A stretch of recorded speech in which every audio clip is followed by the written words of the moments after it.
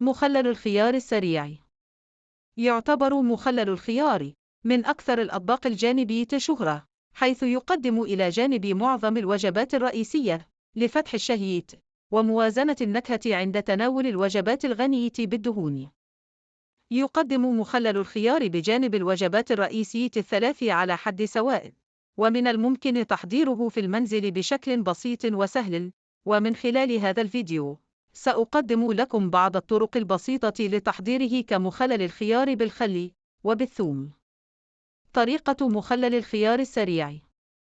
المكونات: نصف كيلوغرام من الخيار الطازج صغير الحجم، 3 أكواب من الملح، 4 أكواب من الخل، ملعقة من الفلفل الأسود. طريقة التحضير: اغسلي الخيار بشكل جيد للتخلص من الأتربة أو أي أوساخ عالقة. ضعي الخيار في قدر فخاري. ضعي الملح في وعاء عميق، ثم أضيفي إليه كمية وافرة من الماء حتى يذوب تماماً.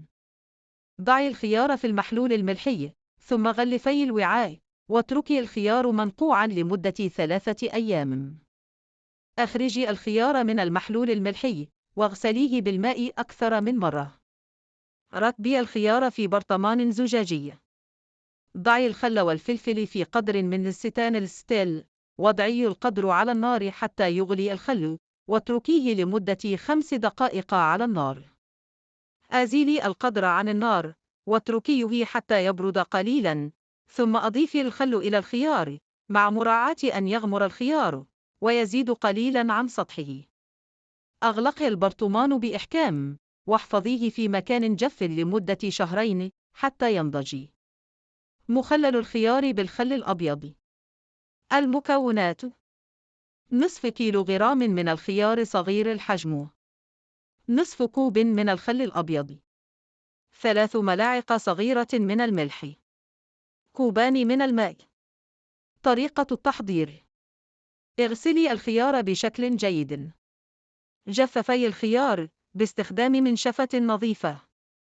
ضعي الخيار في برطمان زجاجي.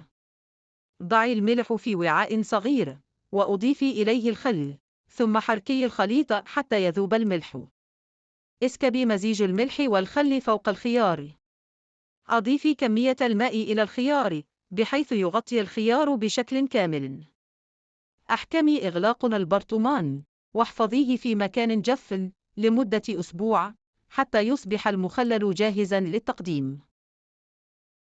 مخلل الخيار مع الثوم. المكونات: نصف كيلوغرام من الخيار، 20 غراما من الملح والكزبرة، 50 مليلترا من الخل الأبيض، 4 رؤوس من الثوم، نصف لتر من الماء، 20 مليلترا من زيت الزيتون، قرن فلفل حار، شبت. طريقة التحضير: اغسلي الخيار بشكل جيد، ثم رتبيه في برطمان زجاجي. أضيفي جميع المكونات إلى البرطمان. أحكمي إغلاق البرطمان، واحفظيه في الثلاجة لعدة أيام حتى يصل إلى درجة التخليل المرغوبة.